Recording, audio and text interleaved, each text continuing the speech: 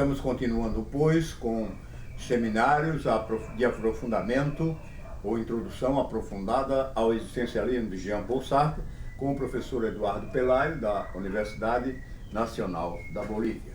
No vídeo precedente, nós fizemos um comentário, uma análise assim, de contexto do manifesto filosófico, antropológico, psicológico, que é o Manifesto Existencialista de Jean-Paul Sartre, escrito em 1934, como documento Janson, e publicado em 1939.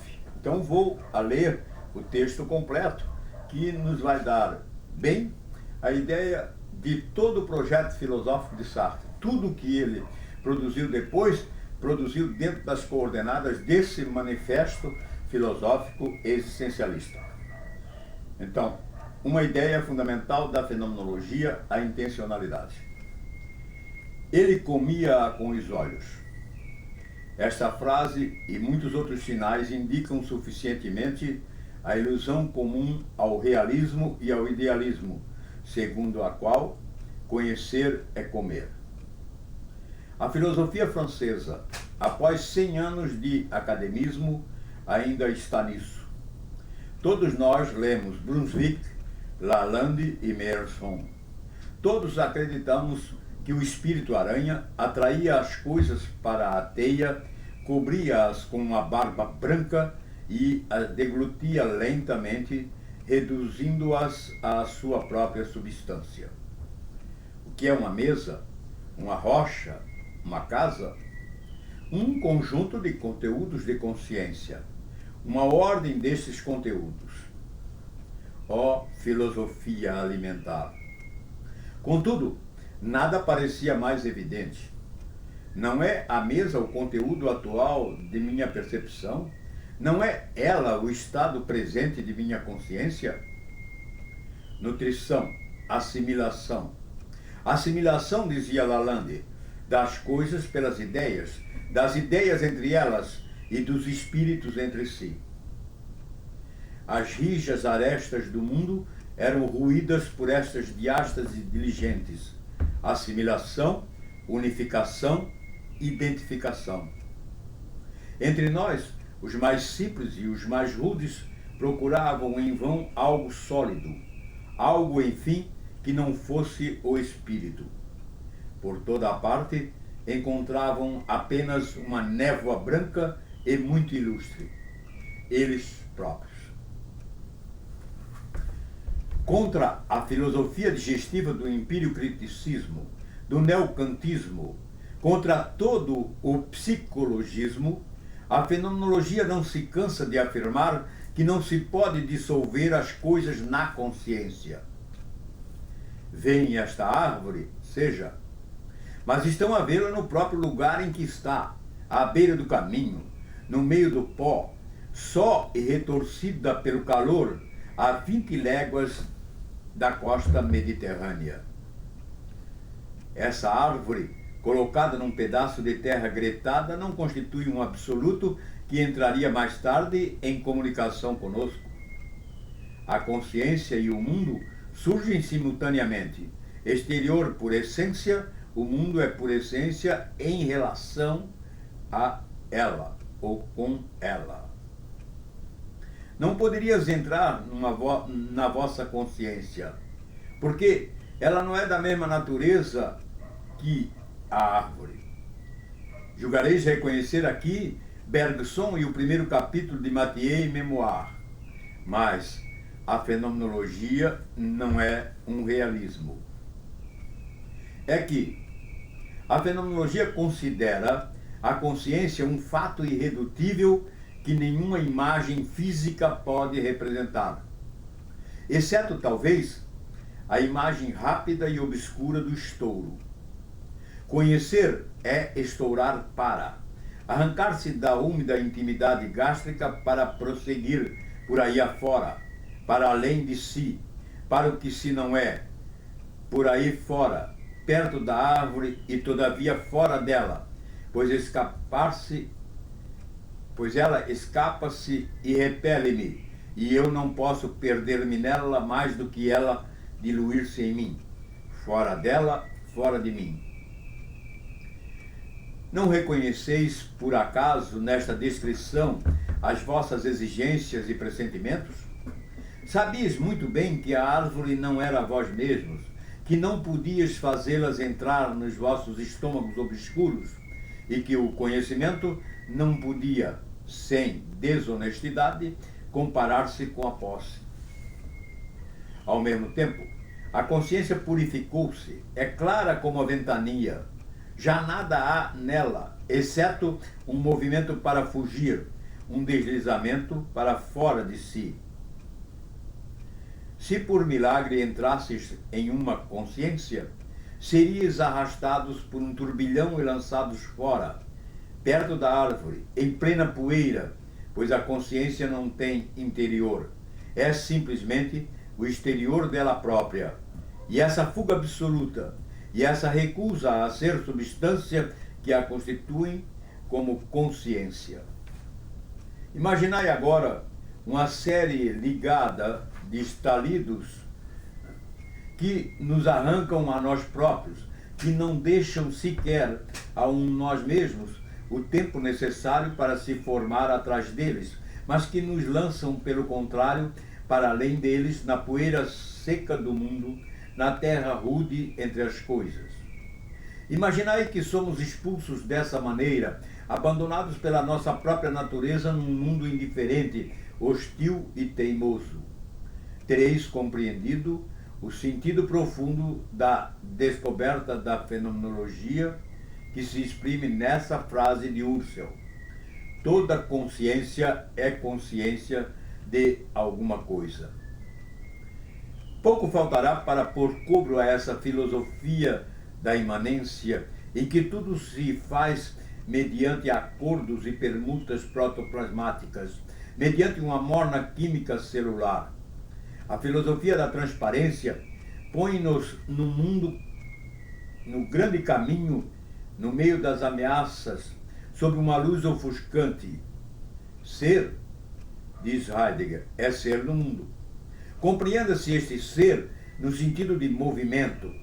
Ser é estourar no mundo, é partir do nada de mundo e de consciência para subitamente se estourar consciência no mundo. Se a consciência tenta recuperar-se, se tenta coincidir, enfim, com ela própria, a quente, com as janelas fechadas, aniquila-se. A esta necessidade que tem a consciência de existir como consciência de outra coisa diferente dela, Husserl chamou intencionalidade. Falei primeiro do conhecimento para me fazer compreender melhor. A filosofia francesa que nos formou já quase não conhece mais nada além da epistemologia. Mas para Husserl e os fenomenólogos, a consciência que adquirimos das coisas não se limita ao conhecimento. O conhecimento ou pura representação é apenas uma das formas possíveis da minha consciência de esta árvore.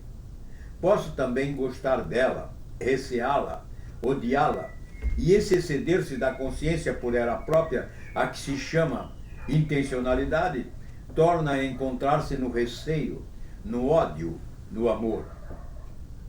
Odiar outro é ainda uma maneira de estourar para ele.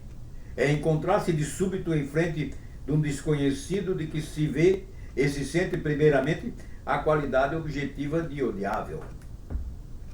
Aí está, como de repente, essas famosas reações subjetivas, ódio, amor, receio, simpatia, que flutuavam na salmoura mal cheirosa dos espíritos, se separaram dele.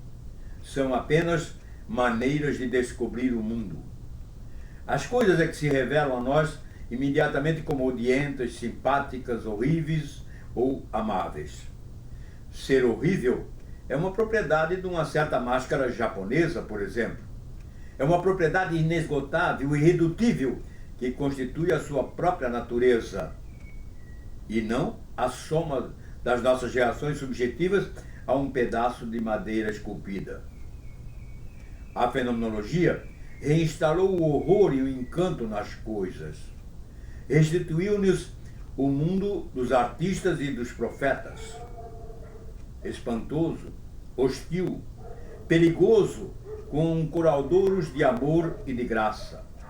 Preparou o terreno para um novo tratado das paixões que se inspiraria nesta verdade tão simples e tão profundamente desconhecida pelos nossos requintados. Se amamos uma mulher, é porque ela é amável. Eis-nos libertos de Proust, libertos ao mesmo tempo da vida interior. Em vão procuraríamos como Amiel, como uma criança a quem se beija o ombro, as carícias, os carinhos da nossa intimidade. Porque, no fim de contas, tudo está fora. Tudo, até nós próprios. Fora, no mundo, entre os outros. Não é em nenhum refúgio que nos descobriremos. É na rua, na cidade, no meio da multidão, coisa entre as coisas, homem entre os homens.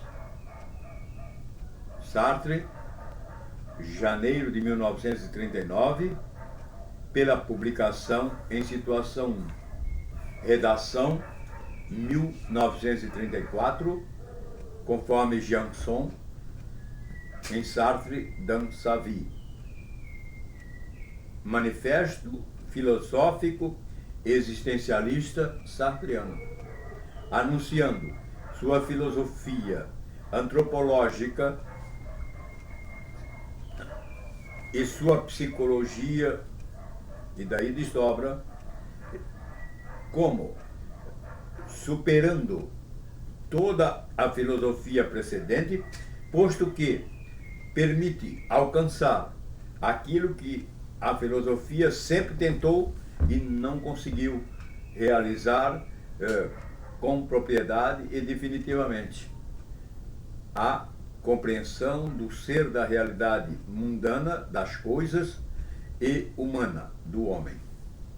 Agora, pela perspectiva existencialista, porque antropológica, porque descritiva como todas as ciências experimentais, então temos um esclarecimento da realidade mundana e humana em termos indescartáveis, em termos, né, que podem, né, que permitem a esse conhecimento ser cumulativo, progressivo, como o conhecimento de toda e qualquer ciência, em termos que escapa do recurso ao infinito, que deixa sempre tudo suspenso, sem nada definir, decidir ou estabelecer em termos de conhecimento indescartável. Agora, temos esse conhecimento da realidade, graças à filosofia existencialista sartreana, que se estabelece pela descrição antropológica, experimental, pois, dos fenômenos da realidade humana e mundana,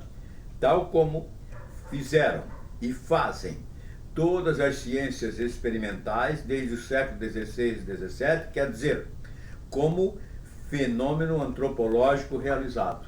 Nesse conjunto se escreve o existencialismo, nesse conjunto se escreve a ontologia antropológica, fenomenológica, antropológica, de Leclerc. É isso o existencialismo. A filosofia que, por viabilizar aquilo que todas as demais perseguiram e não viabilizaram, a filosofia do século XX e do novo milênio, que é a única que tem o que nos dizer a respeito das coisas, dos homens e de todos os fenômenos envolvidos nisso, aquilo que colhe por descrições e que tem, pois, a propriedade de ser um conhecimento experimental, objetivo, possibilitando intervenção nesses fenômenos, tal como todo e qualquer conhecimento científico. É isso o existencialismo, foi esse o manifesto filosófico existencialista de Jean-Paul Sartre, o que acabamos de ler. Uma ideia fundamental da fenomenologia, a intencionalidade. Aí está o programa filosófico de Sartre e o seu projeto intelectual de filósofo e tudo o que ele realizou está nas coordenadas desse manifesto que ele escreveu, repetimos, em 1634 e só publicou em 1939. 1934. 1934. Não 1634. Pois é, eu estou misturando 1634 e 1934 por causa do Galileu, a coisa está complicada. Mas é isso aí.